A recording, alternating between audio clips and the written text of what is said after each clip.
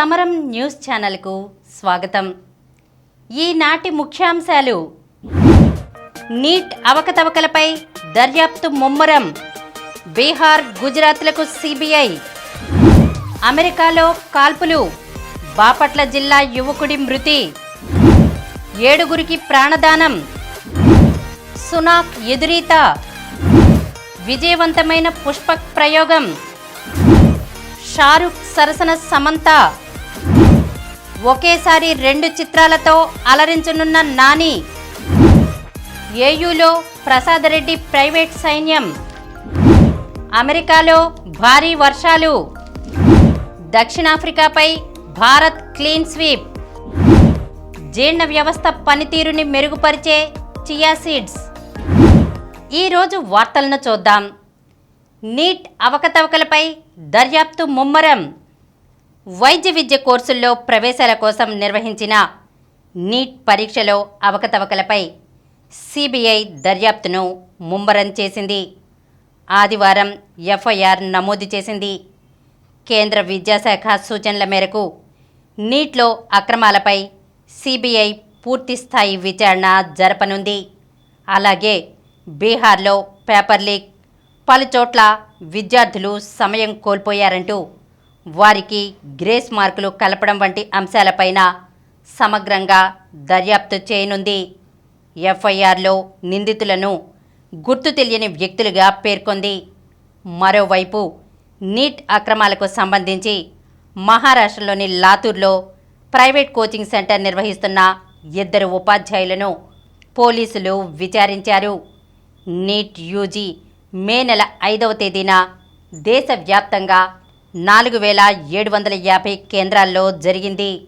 24 లక్షల మంది విద్యార్థులు పరీక్ష రాశారు. బీహార్లో పేపర్ లీక్ కావడంతో పాటు పలుచోట్ల అవకతవకలు జరిగాయనే ఆరోపణలు వచ్చాయి. దీనిపై విమర్శలు రావడంతో పాటు సుప్రీంకోర్టులో పిటిషన్లు దాఖలయ్యాయి. దీంతో కేంద్ర విద్యాశాఖ శనివారం సిబిఐ విచారణకు సిఫార్సు చేసింది. ఆదివారం ఐపీసీలోని 120(b) 420 సెక్షన్ల కింద సిబిఐ కేసు నమోదు చేసింది. అమెరికాలో కాల్పులు, బాపట్ల జిల్లా యువకుడి మృతి. అమెరికాలో ఓ దుండగుడు జరిపిన కాల్పుల్లో తెలుగు యువకుడు మృతి చెందారు.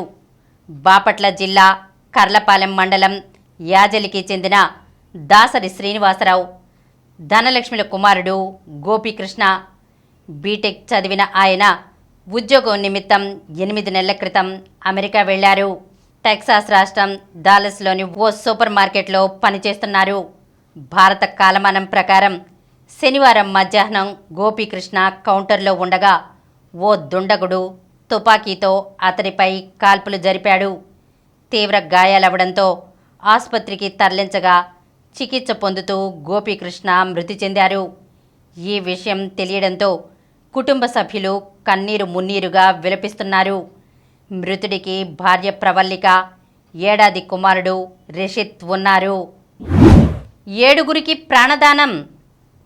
అప్పటి వరకు కుటుంబ సభ్యులతో సంతోషంగా గడిపిన ఆమె హఠాత్తుగా అధిక రక్తపోటుకు గురి కావడంతో ఆసుపత్రికి తీసుకెళ్లారు.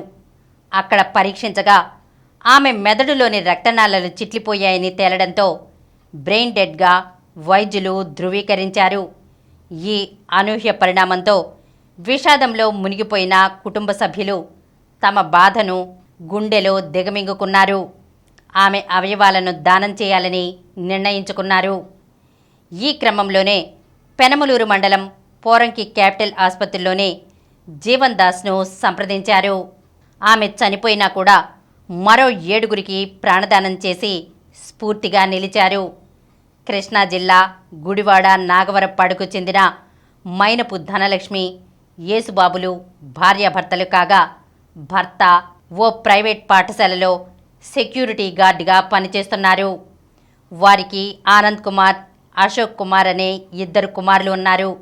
ఈ నెల 21వ తేదీన సాయంత్రం 4 గంటలకు ధనలక్ష్మికి బీపీ ఎక్కువగా రావడంతో కుటుంబ సభ్యులు గుడివాడలో ఓ ప్రైవేట్ ఆసుపత్రికి తరలించారు.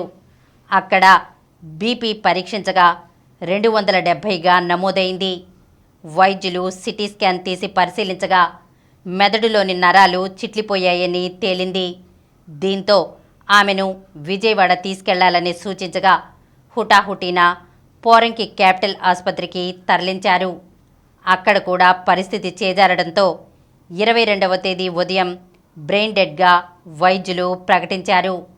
ఆమె చనిపోయిన అవయవాలు మరికొందరికి ఉపయోగపడాలన్న గొప్ప ఆశయంతో కుటుంబ సభ్యులు జీవన్ దాస్ ద్వారా అవయవదానం చేయడానికి ముందుకొచ్చారు.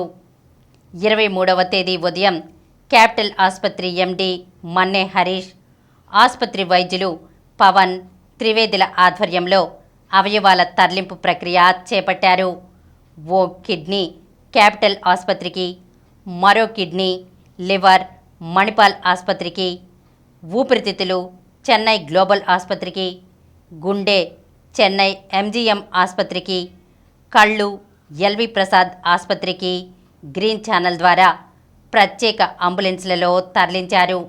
ఆసుపత్రి వైద్యులతో పాటు ధనలక్ష్మి కుటుంబ సభ్యులు ఆమెకు అశ్రు నయనాలతో వీడ్కోలు పలికారు. సునాక్ ఎదురీత బ్రిటన్లో 14 ఏళ్ల కన్జర్వేటివ్ పాలనకు తెరపడనుందా? భారత మూలాలున్న తొలి ప్రధానిగా చరిత్ర సృష్టించిన రిషి సునాక్ గద్దె దిగాల్సి వస్తుందా?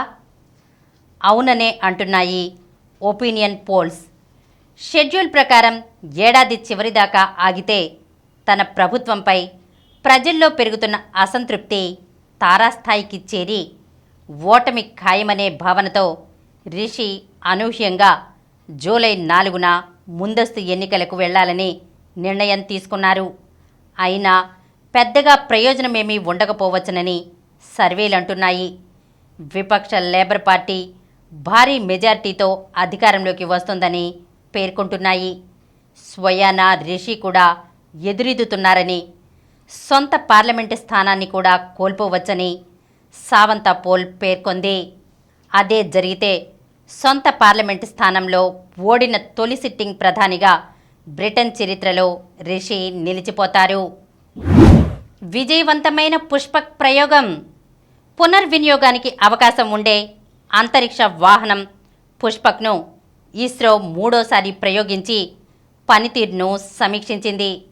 కర్ణాటకలోని చిత్రదుర్గ జిల్లా చెళ్లకెర తాలూకా నాయకనహట్టిలోని డిఆర్డీఓ ఆవరణలో ఆదివారం ఈ సన్నాహక పరీక్షను నిర్వహించారు. ప్రయోగంలో భాగంగా వాయుసేనకు చెందిన చినూక్ హెలికాప్టర్ పుష్పక్ను 4.5 కిలోమీటర్ల ఎత్తుకు తీసుకెళ్లి విడిచిపెట్టింది.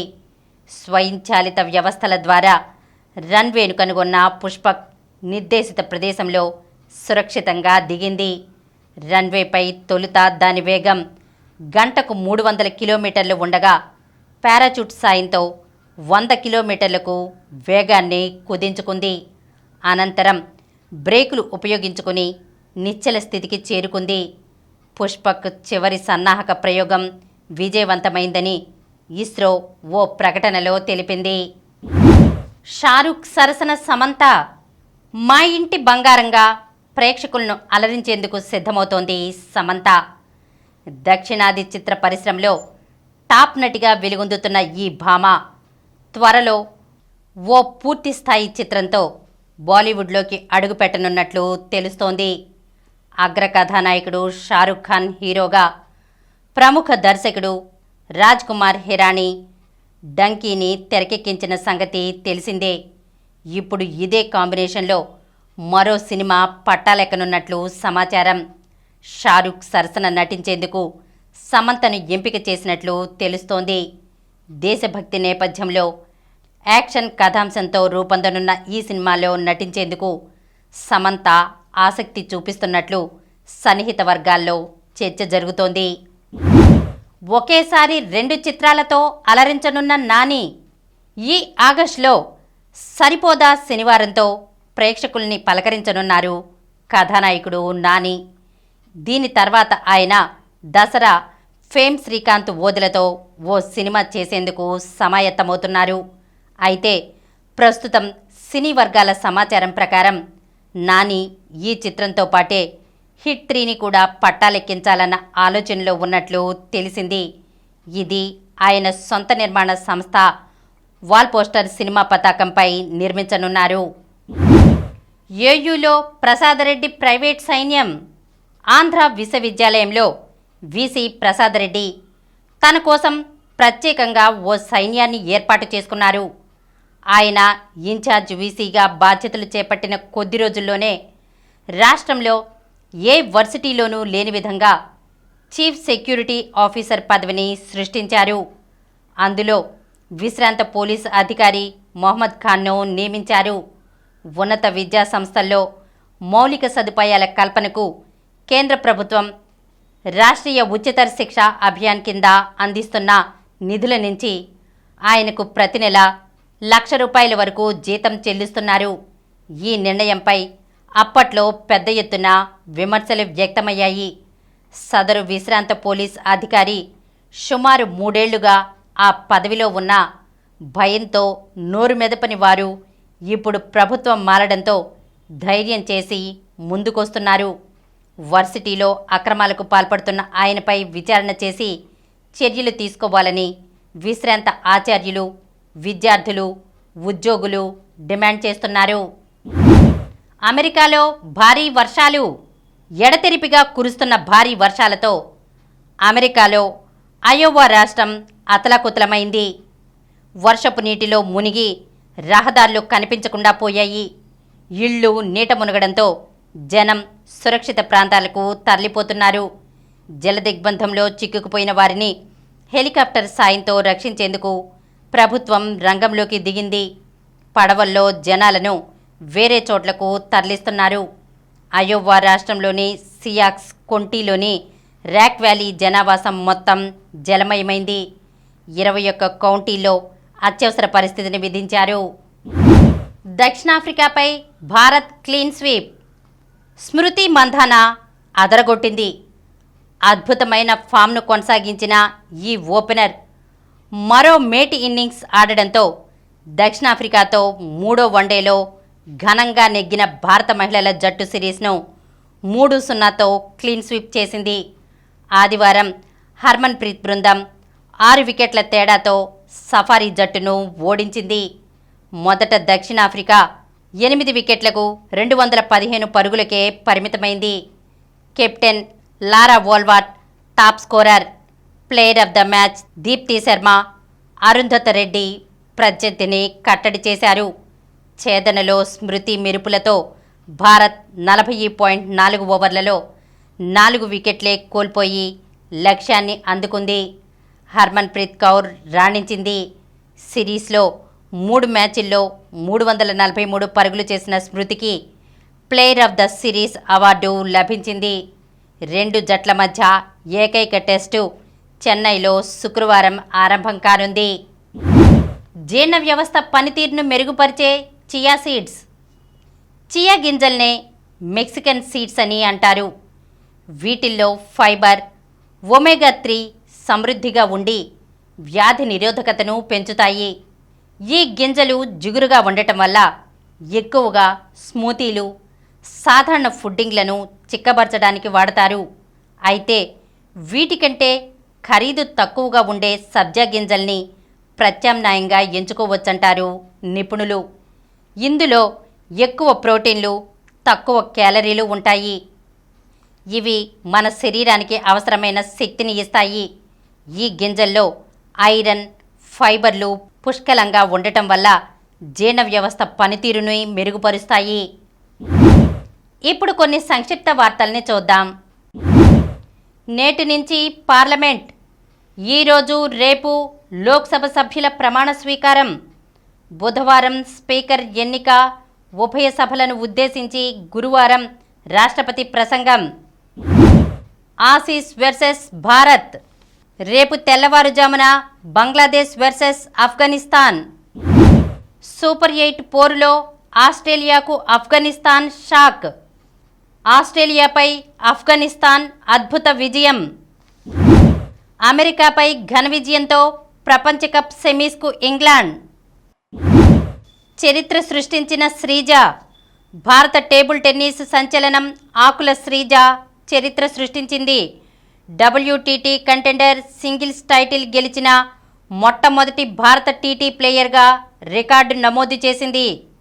నైజీరియాలో జరిగిన టోర్నీలో మహిళల డబుల్స్లోనూ పసిడి నెగ్గిన ఈ హైదరాబాద్ అమ్మాయి ఒకే టోర్నీలో 2 స్వర్ణాలు గెలిచిన తొలి భారత ప్లేయర్గాను ఘనత సాధించింది. సత్తా చాటిన ధీరజ్. ఆర్చరీ ప్రపంచ కప్లో తెలుగు కుర్రాడికి 2 కాంస్యాలు.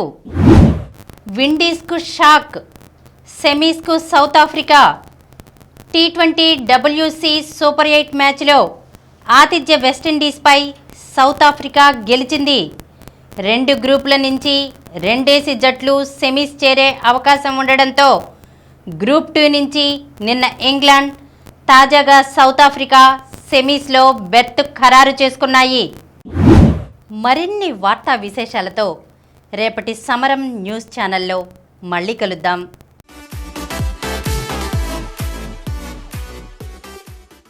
ప్రతిరోజు వార్తా విశేషాల కోసం అనతి కాలంలోనే 20 కోట్ల వ్యూస్ సాధించిన డాక్టర్ సమరం మల్టీ ఛానల్ నెట్వర్క్ సమర్పించు సమరం న్యూస్ ఛానల్కు సబ్స్క్రైబ్ చేయండి, లైక్ చేయండి, మీ ఫ్రెండ్స్కి షేర్ చేయండి. అలాగే ప్రక్కనున్న గంట సింబల్ని ప్రెస్ చేయడం మర్చిపోకండి. Please download Samaram Channels app from Google Play Store and watch your favorite channels. Click the bell icon and subscribe to the channels.